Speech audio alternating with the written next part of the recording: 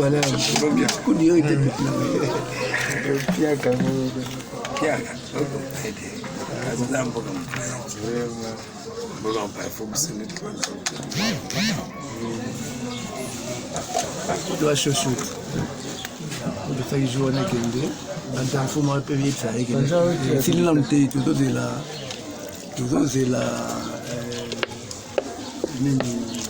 niveau il y a vote ça peut faire finissage.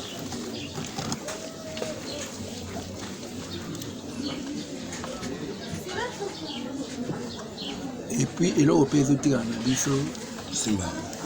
C'est bon c'est long et homme. Tu viens faire de temps il faut que tu vas communiquer ça temps. Kasi jini masina kinkole madala.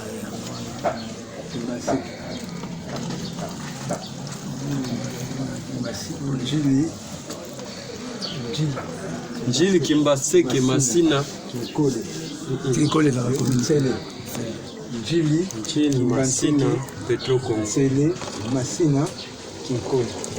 Kinkole pe koma ga komen. Kinkole pe koma komen. Mais comme on dit Kingasane pe koma komen. maintenant comme on a fait ça Yes. Njili Kimbaseke Masina Petoko c'est ça ma big. Bana chamwezi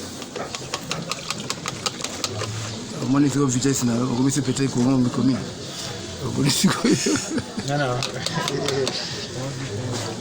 Bon voilà boulot de ça. Il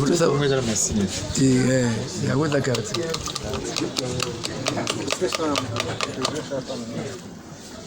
Il y a moi ça va moi c'est quoi tu vois papier tout ça côté.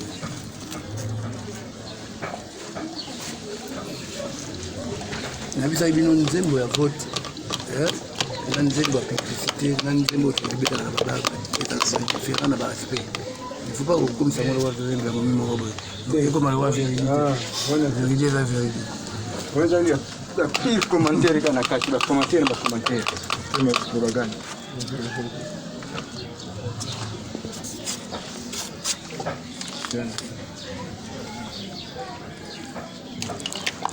Qui souhaite billet hein?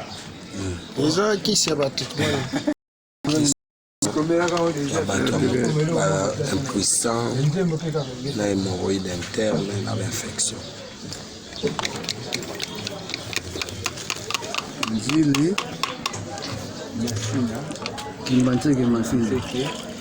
Njili Kimbaseke Masina Sele Mabo.